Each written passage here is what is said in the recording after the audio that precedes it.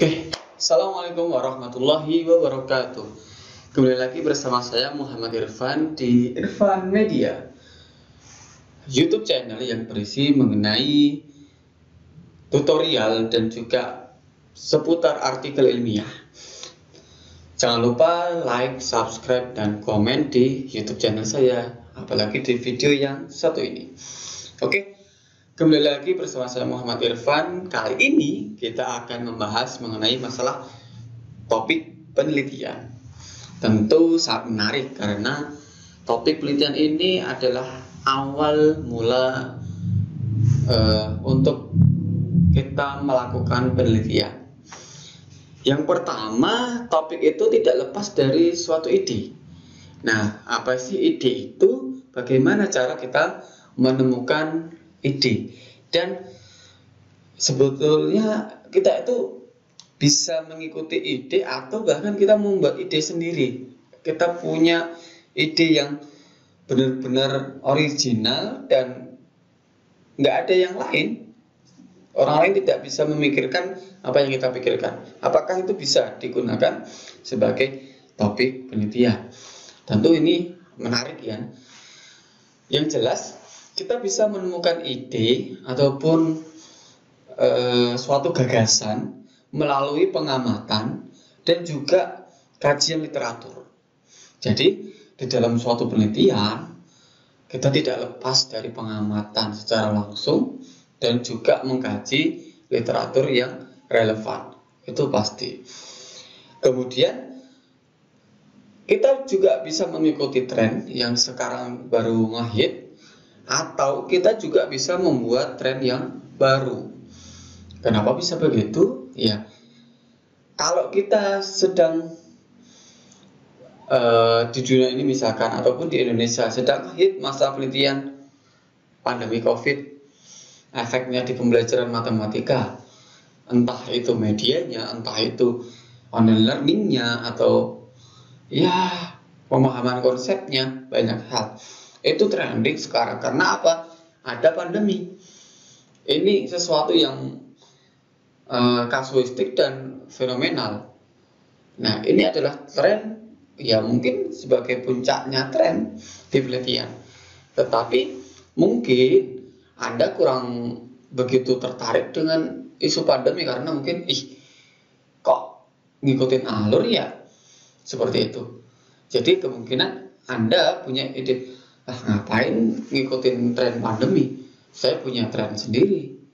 Mungkin berpikir kreatif atau kognitif bias ataupun yang lain, silakan, itu nggak ada masalah.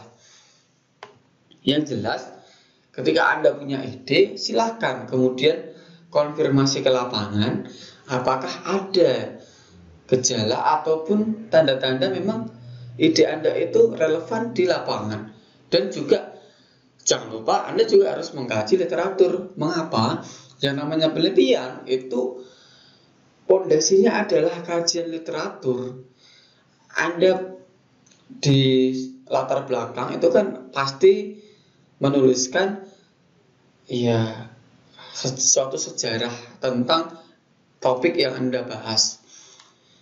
Mula berawal dari mana, perkembangannya sampai saat ini seperti apa, itu Anda bisa bercerita karena Anda mengkaji literatur yang banyak. Nah, selanjutnya, apa itu tren? Tren itu kalau di Twitter ya, kalau di Twitter itu pasti yang punya ya 5 trending teratas, ataupun ya kalau di penelitian jelas ya apa yang sering banyak dipublikasikan pada saat itu. Jadi ada rentang waktunya. Nah, apakah tren itu bisa kembali ke masa lalu? Kenapa tidak? Banyak kok yang seperti itu. Yang gampangannya fashion, lifestyle lah ya. Dulu HP itu besar-besar, 3315 besar, NGig besar.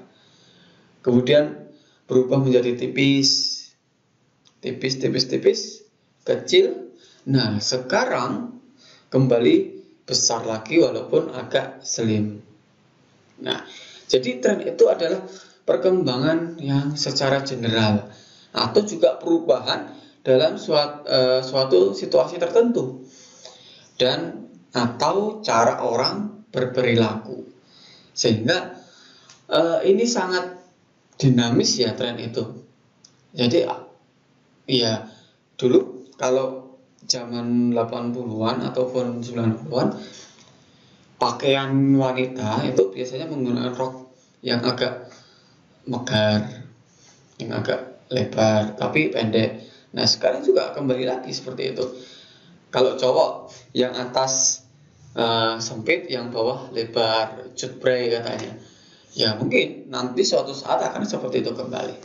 Nah, ini ada tren goes ya. Goes itu dulu juga sebelum ada kendaraan ya goes semuanya.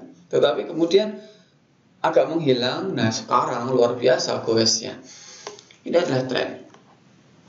Nah, yang selanjutnya, tren itu bisa kembali ke masa lalu dan juga bisa terus berputar atau bahkan hanya berganti nama.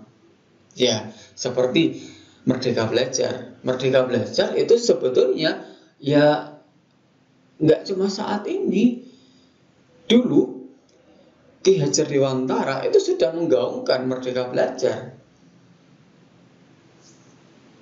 Belajarlah sesuai dengan kemampuan. Belajarlah seperti taman siswa. Jadi ya seperti taman artinya menyenangkan, joyful learning. Nah, mungkin seperti itu.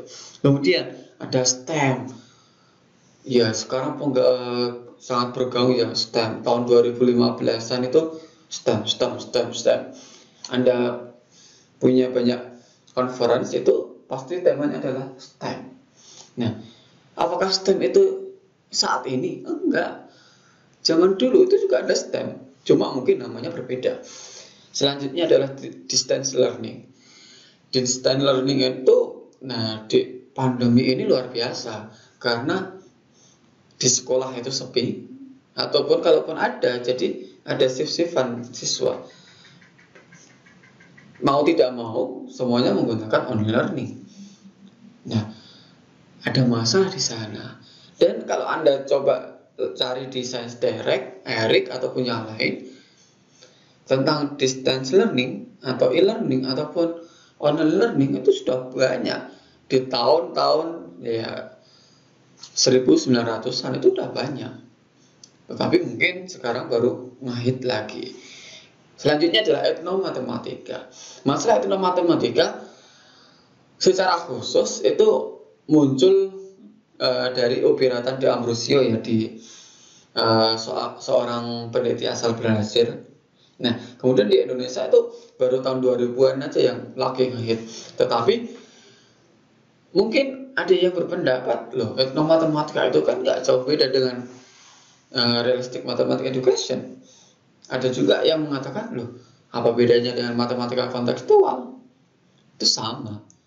Nah, coba deh cari tahu apa sih bedanya. Nah, jadi mungkin dari sekian banyak tren, keywordnya itu ada sedikit perubahan. Tetapi sebetulnya secara makna di dalamnya itu ya sama. Kemudian ide, bagaimana cara membangun suatu ide. Nah, pertanyaan yang pertama adalah, kamu punya ketertarikan di topik yang mana? Kamu punya ketertarikan yang seperti apa? Harus Anda jawab. Apakah memecahkan masalah? Apakah pemahaman konsep? Apakah berpikir kreatif? Berpikir kritis? Ya, bagaimana kita bisa ya mengetahui banyak tema itu? Ya, mengkaji literatur. Mau nggak mau, ya harus mengkaji literatur banyak. Iqra bismi rabbikal ladzi khalaq. Kemudian, what do you think as popular topic? Jadi dari topik tadi yang Anda pilih, yang Anda rasa tertarik, ini penting nggak sih untuk diteliti? Nah, harus dong. Bagaimana kita melakukan penelitian kalau ini nggak penting-penting amat? Ngapain?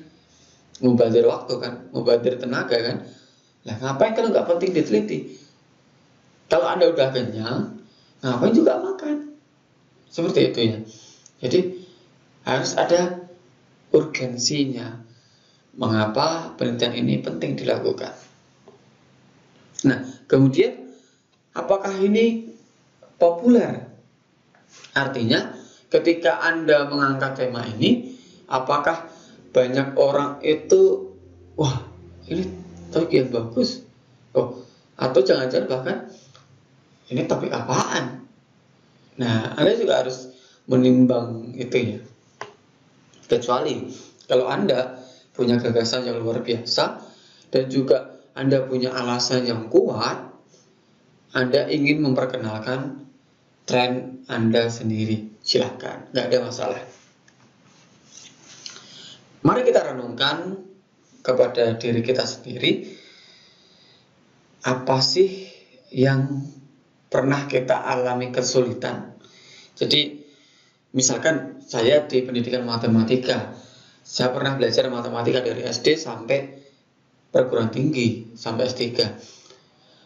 Selama studi itu, materi mana sih yang menurut saya itu nggak banget? Nah, jujur ya, kalau saya itu masalah geometri itu menjadi sesuatu hal yang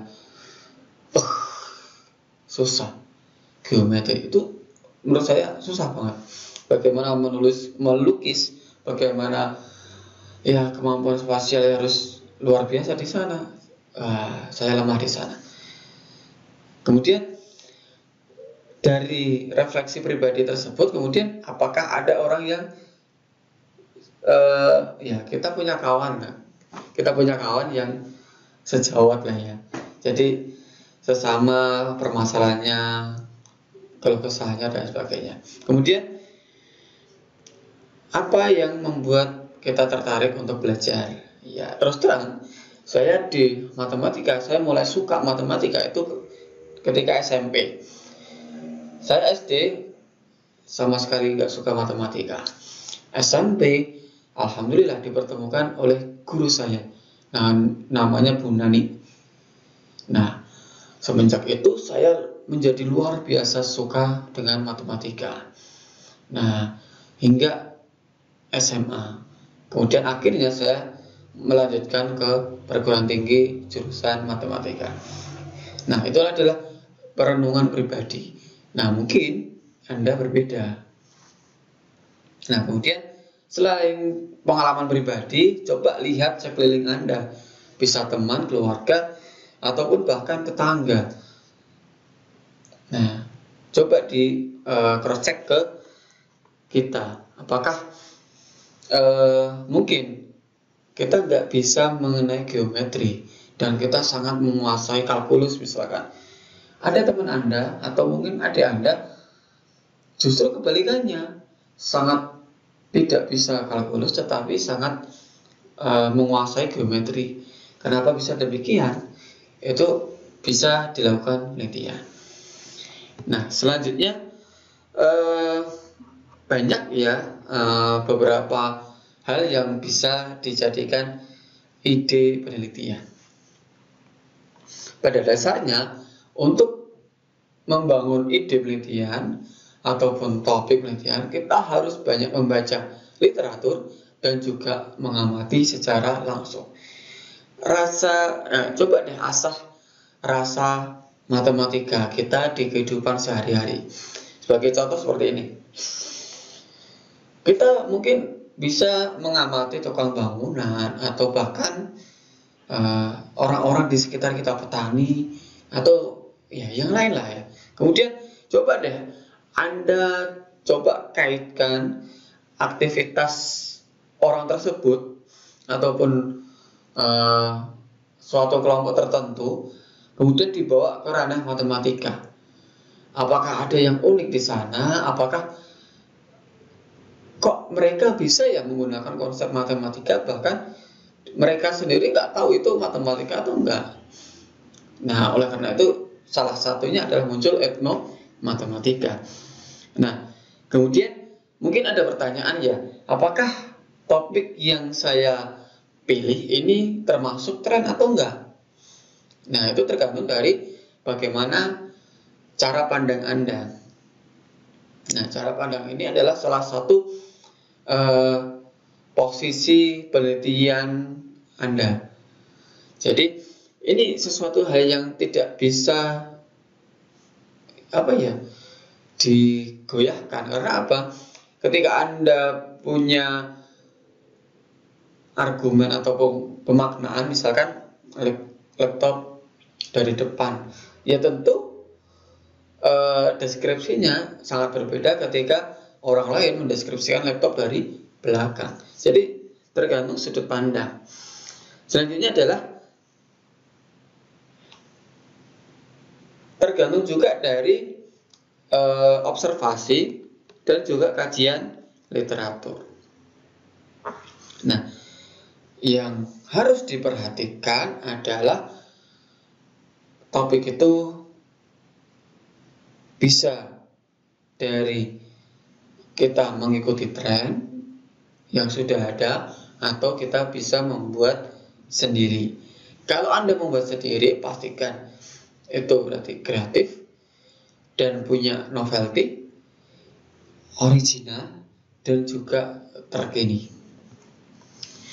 Yang penting yang harus digarisbawahi, topik penelitian itu bisa didapatkan dari observasi secara langsung, kemudian mengkaji literatur, dan juga studi pendahuluan.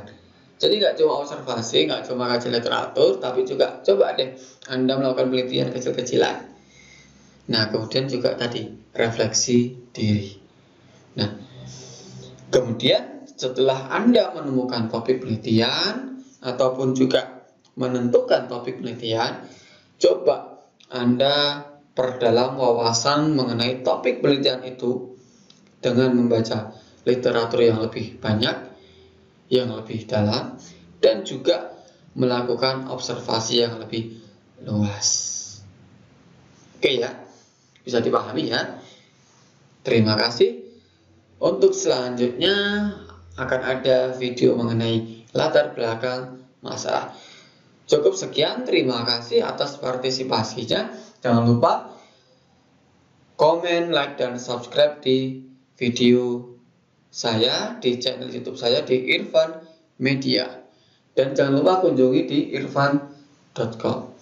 Assalamualaikum warahmatullahi wabarakatuh. Semoga bermanfaat.